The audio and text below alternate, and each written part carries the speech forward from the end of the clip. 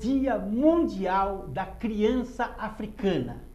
A pergunta que eu faço é, para que o Dia da Criança Africana? Estamos comemorando o massacre de Soweto de 1976. Mas será que nós temos algum motivo para comemorar? A África hoje está subjugada, a África está destruída. Nós temos hoje alguns milhares de africanos dormindo sobre as rochas à beira da Itália.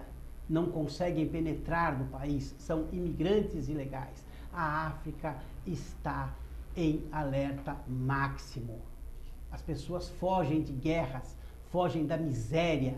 As meninas sofrem violência sexual a partir dos 8 anos. Famílias são dizimadas. Você ouve pessoas dizendo, com 12 anos de idade, ou você entra para o exército, ou você vira xiita muçulmano, ou você morre. Esqueceram da África, abandonaram a África. Quanto que a África já foi explorada com seus diamantes, com seu ouro, com seus animais que enfeitaram circos ao redor do mundo. O povo africano já foi acorrentado e vendido como escravo ao redor do mundo. E hoje se comemora o quê e para quê? Ou o mundo volta os seus olhos para a África e salva aqueles milhões de seres humanos, sim, seres humanos que respiram, que têm fome, que têm sede, que têm desejos, que amam, seres humanos que têm cérebro, que têm coração, que têm pernas, que têm braços, mas que estão abandonados pela própria sorte. Os países ricos olham com soslaio, olham de lado para a África, não se importam com a situação da África. Bem que se importavam quando lá haviam riquezas incomensuráveis a serem exploradas. Seres humanos sendo massacrados por seres humanos. Pense nisso. Esse é o programa Do Jeito do Jonas. Para você entrar em contato conosco, jonasgrebe@ig.com.br no Facebook, Facebook/Do Jeito do Jonas. Hoje nós estamos em festa, porque estamos recebendo aqui uma ilustre personalidade, não só do Guarujá, mas de toda a Baixada Santista, de todo o estado de São Paulo. Ela que é uma professora, escritora, aliás, uma brilhante escritora, que muito me honra com a sua presença, por isso eu agradeço muito você estar aqui comigo, professora Raquel Rocha, que honra. Obrigada, Jonas. O prazer é todo meu. Mais uma vez eu estou aqui. Mais uma vez. Eu vim com o livro Meia-Noite. E olha, eu vou te dizer uma coisa, eu tenho lá em casa uma crítica literária feroz, que é uma pessoa que consome 5 bons livros por semana, e o único livro que eu levei dos escritores amigos, que ela é feroz, e ela elogiou, foi o seu. Nossa, ela que achou honra! Muito bom. Sério? Seríssimo, e ela é uma crítica. Que ótimo. E ela falou, olha, essa moça tem talento. Já ganhei o dia. Ela falou, essa moça tem talento. Ela leu o seu livro. Que bacana. Eu li o seu livro também, gostei muito. Parabéns. Ai, mas agora nós temos uma novidade. Né? Nós temos aqui o segredo da cidade do prefeito perfeito. Prefeito perfeito tem jeito, doutora? Não. É impossível, né? Acredito que ao ser humano não cabe ser perfeito. Mas é o nome do prefeito que é perfeito. Mas da onde a senhora tirou essa inspiração tão maravilhosa? Porque, Jonas, eu adoro brincar com as palavras. O livro é rimado, todos os meus livros têm rimas, né? E eu achei muito interessante. Eu falei, eu vou colocar prefeito perfeito. Já criou polêmica logo no lançamento. Porque fala, não, como um prefeito é perfeito? Ele não é.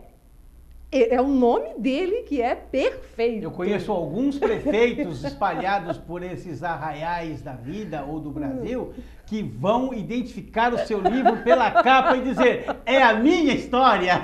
Então não veja o nome do primeiro capítulo, por favor. Doutora, é difícil ser escritor nesse contexto de semi-alfabetização que o nosso país vive? É muito difícil, Jonas. Nós, escritores, e eu sei que você também não temos muito incentivo das editoras, principalmente, então nós temos que correr atrás.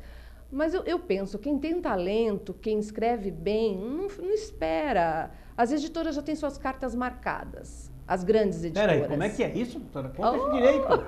Essa eu nunca ouvi falar. Ô, Jonas! É minha inocência, professora. Acho difícil, Jonas. Doutora, é minha inocência. Oh, sim, claro. Elas têm seus padrinhos, como eu já disse, seus afiliados. E para um escritor ou uma escritora iniciante, é difícil adentrar nesse ramo. Porque, primeiro, lógico que nós temos que zelar pelos os escritores de outrora, né? Machado de Assis, Jorge Amado, enfim, os escritores renomados. Óbvio, mas eles já têm cadeira cativa. Vamos dar lugar para os novos escritores brasileiros e não os novos escritores americanos, ingleses. Que são traduzidos e aí viram best-seller, enfim, porque tem muito marketing. Mas e o Brasil? Nós precisamos, mais do que nunca, Jonas, eu não sei se você concorda comigo, tratar sobre valores com os adolescentes e as crianças. Que ao longo do tempo os valores estão se perdendo. Valor como lealdade, ética. Principalmente. Ética, né? Principalmente. Exatamente. Até porque nós temos aí toda uma classe política que todo dia mostra que o crime compensa, que ser ético é coisa de bobo. Exatamente. O querer fazer, chegar aonde chegar a qualquer preço, não importa quem você precisa passar por cima para fazer isso, não importa o que você precisa fazer para fazer acontecer e você ser, né, uma pessoa notada no mundo. E é isso que eu procuro. Cada livro que eu lanço, a narrativa, sim, é de suspense, mistério, suspense, aí eu consigo prender o leitor. Mas tem uma finalidade. Mas a finalidade, exatamente, é isso que eu proponho. Tá, e aí a senhora termina de escrever um livro desse, aí vai a editora e diz, olha, está aqui o meu copião. Para quem não sabe, Copião é o livro in natura. Uhum. E aí você diz, está aqui o meu copião e eu preciso fazer com que isso seja transformado em um livro. Aí eles falam, professora, que maravilha, muito obrigado por procurar a nossa editora, estamos aqui à sua disposição, semana que vem pode vir a prova, pode vir ver a prova, é mais ou menos isso? Não. Não? Não. Antes fosse, Jonas, imagina, esse caminho está muito fácil. Não é assim. Eu insisto em dizer isso. Sabe, sem querer cortar, eu detesto ser antipático, mas às vezes precisa. Eu ouvi uma história de uma pessoa que foi tentar publicar um livro numa editora e chegaram a ter o desplante de dizer para ele, olha, deixa o livro aqui que eu arrumo um autor para o seu livro e aí você fica dono da história e ele fica dono do livro. Exatamente. Você imagina que pode acontecer isso? Mas acontece. Não acredito. A proposta também foi feita para mim. Quem sou eu, imagina? Foi feita para mim essa proposta. Eu estou falando isso porque eu sei que foi feita para a senhora. Então, Jonas, você sabe como funcionam as coisas, né? Mas eu peço para que os jovens, ou quem tem amor pela literatura, não se iniba por isso. Não, se a pessoa quer colocar o nome de um outro autor no seu livro, significa que seu livro é bom. No mínimo. No mínimo, não é? Então, eu acho que eu estava no caminho certo. Quando eu recebi essa proposta, eu falei, obrigada, você não daria o seu filho para alguém criar. Olha que tem gente dando, hein? Tem gente dando. Tem. É verdade. Acho que eles já estão acostumados com essa questão. Já. Então... Aí entra a questão da ética. Aí entra a questão da ética. Que é a ciência, para quem fazia a palavra cruzada antigamente, né? Não sei se ainda existe, mas ética é a ciência da moral, pelo menos na palavra cruzada, né? Exatamente, Jonas. E é isso que eu não tenho nada contra os livros que estão sendo traduzidos para os americanos. Tem bons. Tem muito lixo, mas tem coisa boa. Tem coisa boa, tem muita coisa boa. Mas acontece que, assim, alguns são repugnantes até, assim. Uma criança, um adolescente de 12 anos comprando esse tipo de literatura que não agrega em nada. Inclusive erotiza a criança? Erotiza a criança. Nós já estamos vendo isso. Criança fazendo funk, cantando funk, sendo aplaudido. Meu Deus, onde nós vamos parar com isso, Jonas? Isso é uma hipocrisia, não é? Para os pedófilos é um prato cheio. É o pai e a mãe oferecendo o filho para aquelas... Vamos voltar, então... É a dança na boquinha da garrafa, exatamente. Né, então, nós... Sem ser moralista, não é nada disso.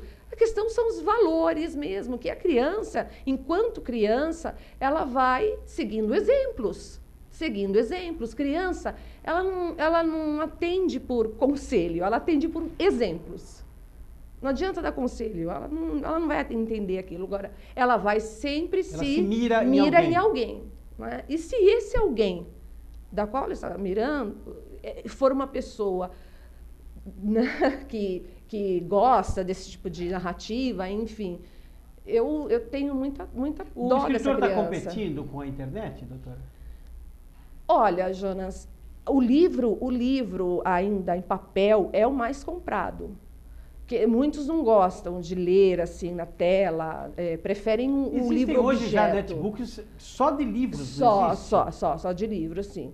Aí você se cadastra em algum lugar, paga uma taxa e o livro aparece na sua tela. Isso. É como se fosse o livro, não? Ou interessante é mudar a página como lógico. É lógico. O interessante é você ter o objeto ali em mãos e aquela coisa mais aconchegante, porque eu acho muito frio essa coisa de... sei lá, agora na era digital temos que nos adequar a isso. Mas enquanto o livro, o objeto for aceito pelo meu público, eu fico com o livro objeto, porque eu tive proposta de ser e-book. Né? E-book. E-book é o que vai para a internet. É o que vai para a internet. Eu falei, não, eu quero o objeto mesmo, e fiz. E a experiência foi boa? Foi muito... Nossa, eu estou recebendo assim, um retorno maior do que eu esperava. Aliás, eu não esperava nada. Eu nunca espero nada. Não esperava nada? Não, eu nunca espero nada. Sinceramente. Eu escrevo por escrever, porque eu tenho que colocar essa ideia fora da cabeça, porque fica martelando. Isso? A senhora fala, vou escrever, ou primeiro matura uma ideia? Como é que funciona isso? Não, Jonas, assim, pelo menos comigo acontece... Eu terminei o meia-noite... E foi um sucesso, graças a Deus. Mesmo. Muito Várias bom escolas adotaram, crianças adoraram, enfim. E assim que eu terminei o meia-noite, a Cidade do Prefeito Perfeito já veio, começo, meio, fim na minha mente. Veio tudo. Vou fazer. Mas, como eu escrevi, demorou um tempo para que eu pudesse publicar. Por quê? Porque eu mandei para as editoras. E eu posso falar? Quanto tempo? Para as editoras? Para eu escrever? Seguinte, não fale, nós vamos ao intervalo comercial, depois nós vamos contar essa história detalhadamente com mais tempo, tá bom? Tá ótimo. Nós vamos ao breve intervalo comercial. Antes eu quero falar para você de inovar ideias. Inovar ideias é um jeito diferente de você encarar a vida através do relacionamento interpessoal. O professor Rubens Marcon, brilhante professor Rubens Marcon, lhe proporciona um curso de postura e oratória que vai mudar a sua vida. Você que tem dificuldade para falar, você que gagueja, transpira, a voz começa a ficar ofegante, o raciocínio começa a falhar, você precisa ser treinado para falar em reuniões, reunião da igreja, reunião de amigos, reunião de família. A pessoa que fala se destaca. Faça um curso, faça um treinamento com o professor Rubens Marcon de oratória e postura. Faça uma consulta sem nenhum compromisso em www.inovarideias.com. Você está lendo aqui na tela www.inovarideias.com ou 981611121. Inovar Ideias. Mude a sua vida através da comunicação. Daqui a pouquinho nós voltamos do jeito do Jonas.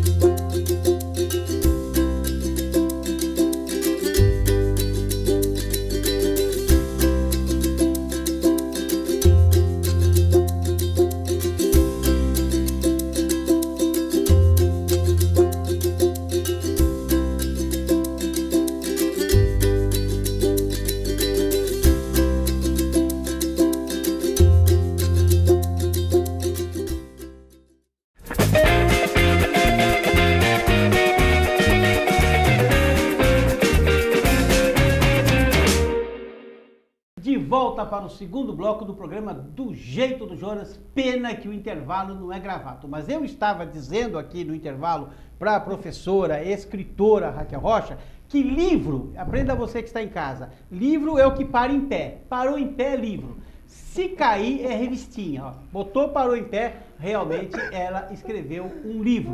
Um livro fantástico chamado O Segredo da Cidade do Prefeito Perfeito. Imperdível essa leitura. E eu quero saber, professora, como é que foi toda essa história para que essa coisa maravilhosa pudesse chegar em minhas mãos e que eu pudesse folhear como estou fazendo. Como é que foi esse trâmite todo? A senhora terminou, chegou lá e falou, a editora disse, é meu, foi assim, não? Mais ou menos. Mais ou menos. Então, devido ao meia-noite, eu mandei para algumas editoras. Bom, a primeira disse não é a nossa... o nosso estilo, exatamente, é um estilo literário. Tudo bem. A segunda falou assim, nossa, muito bom, mas qualquer conversa entrou um mas, sai correndo. Você tem alguém assim de destaque, alguém famoso que te indique? Aí eu respondi, tenho. Ah, que bom. Aí tá, quem é Deus? Aí a pessoa disse, não conheço Deus. Aí eu nunca vi, então por favor, não. Então, a terceira foi difícil, foi complicado. Ela queria muito publicar, mas não com o meu nome. Seria uma outra... Como é que é? Publicar, mas ia sair sem nome de autor? Não, seria uma autora... Ah, teria um nome de autor que não seria o autor? Não. No Brasil? E como tem, nossa. No Brasil? Tem demais. Eu não acredito. Tem muito. No Brasil? No Brasil. Não acredito. No Brasil, não acredito. Deve ter sido na China, na França. Foi no Brasil. No Brasil? Então... Eu publico o teu livro, mas boto aqui o nome... Bota o nome de Ruth Rocha. Ruth Rocha. Enfim, qualquer autora mais famosa e tal. Não precisava nem ser Rocha, né? Não precisa nem ser Rocha. Aí eu disse... Você está brincando. Eu vou ser então uma ghostwriter. O ghostwriter existe no Brasil muito. É uma profissão, ele escreve para outros escritores continuarem seu legado, né? Na verdade, o legado é do ghostwriter. Continuar a sua história. Escritora. Exatamente. Aí pergunta, como que você consegue escrever tomando 30 uísques por dia? O cara fala assim, é talento. Talento mesmo, mas muito lento. Talento demais. Então, eu falei assim, não, aquilo me deixou muito, muito triste. Eu queria desistir, eu falei, chega, isso aí já tem carta marcada, já tem as pessoas certas e tal. A senhora não vai desistir, professora? Mas eu não consigo, Jonas, vai além do que eu quero.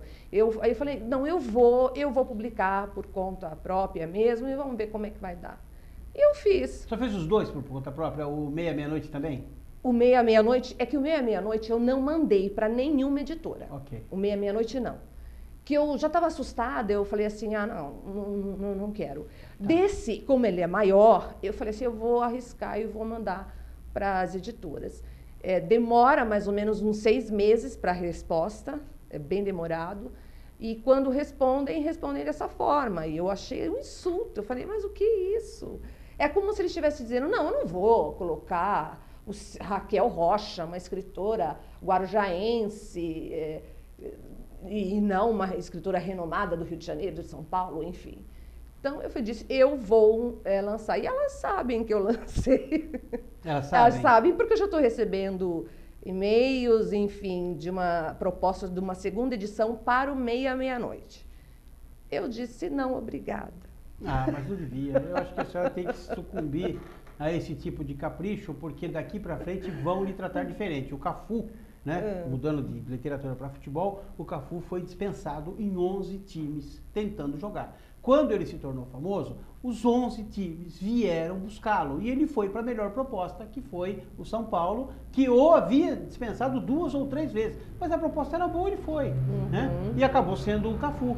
Então eu acho que te dispensaram, cometeram um erro. Mas se eles querem refazer esse erro, querem consertar esse erro, te contratando para escrever para eles, vá, porque a senhora vai ter muito sucesso, porque sabe escrever, tem bom raciocínio, tem boa lógica, tem construção, que é o que falta nas literaturas, antigamente chamava de cordel, né? Que vem lá do Nordeste, estava nessa literatura mais periférica, existe muita falta de concordância de assuntos, o que a senhora domina com uma facilidade grande. Então não deixe que isso incomode, não. Jonas, é porque assim, a Você diferença... viu como um conselho de um velho, né? Não, não lógico, deixe como... Não deixe que isso marque.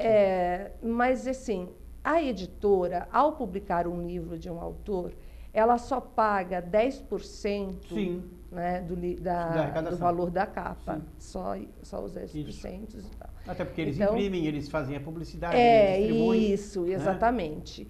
Né?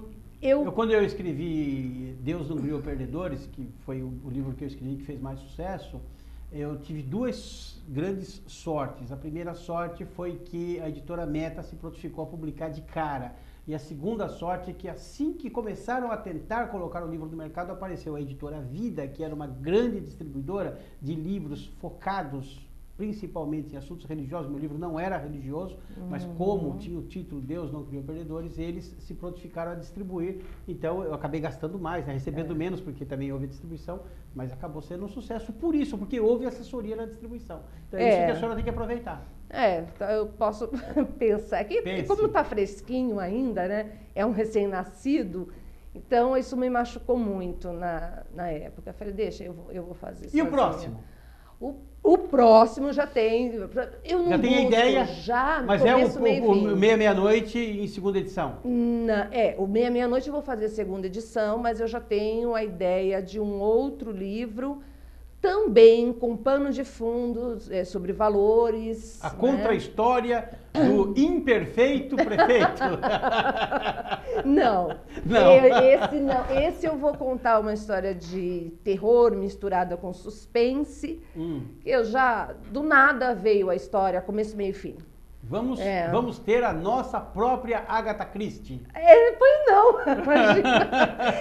Olha, Jonas, até você falando de Agatha Christie, eu lembro que o meu escritor de suspense, que eu sou fascinada por ele, é o Marco Rey. Tá, eu sou de Agatha Christie, assim, de ler todos 2, 3, 4 vezes. Mas ele é tão bom quanto ela. Eu sei. Ele já faleceu, ele era da também. coleção Vagalume, ela também, da coleção Vagalume, e eu adorava os livros dele. O que me deixou muito triste é saber que o Marcos Rey, ele não foi reconhecido em vida. E ele, na última entrevista dele, ele falou isso. Para quê? Por que eu escrevi tanto livro?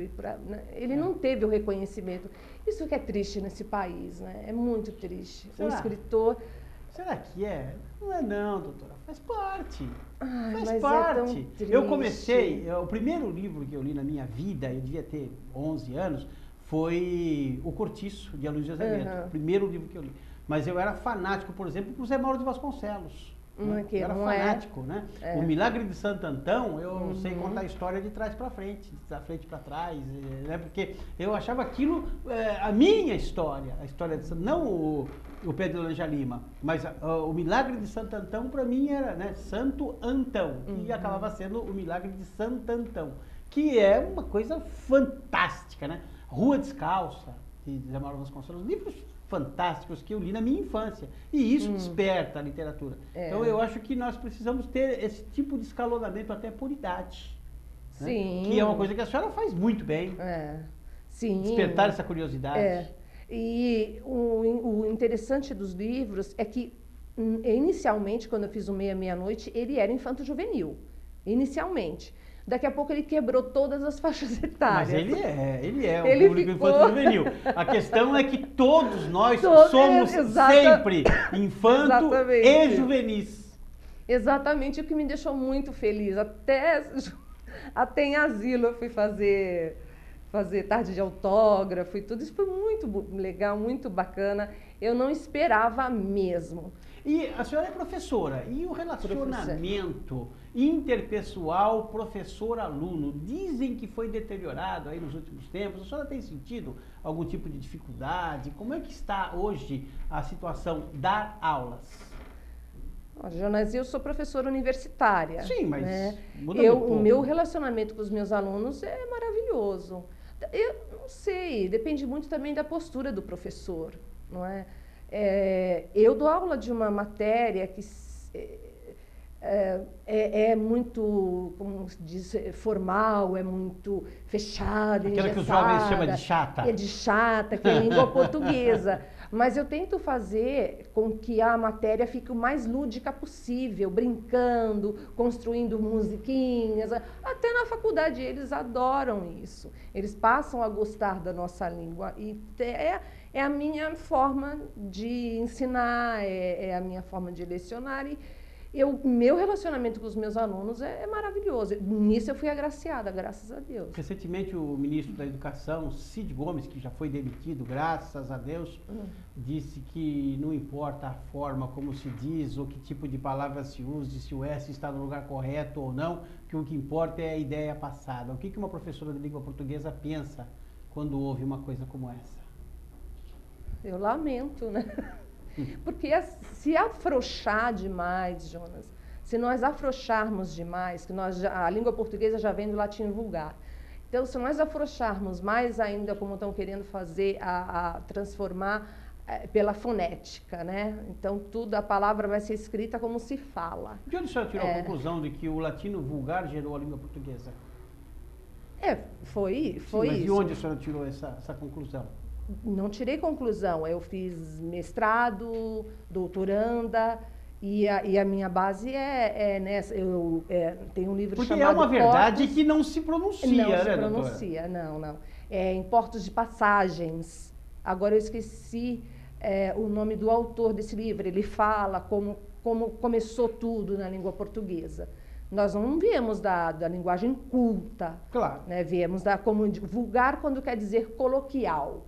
E as pessoas acham muito difícil a língua portuguesa. Vulgar de popular também. Popular, isso. Não é. Basta o professor ter gosto pelo que faz e trazer o aluno, com certeza ele vai ter bons resultados. Eu tenho alunos, se você pode olhar no meu Facebook, eles agradecendo porque passaram em concursos. Eu já vi. Porque é muito gratificante. O Brasil tem jeito? Ai, Jonas, é difícil. Olha, eu sempre falo assim, Aristóteles, eu amo Aristóteles. E Aristóteles disse uma frase maravilhosa para Alexandre o Grande. Ele disse o seguinte: uma nação gerada pelo amor está fadada ao sucesso. E uma nação gerada pela luxúria está fadada ao fracasso. Então, o Brasil... O que acontece no Brasil?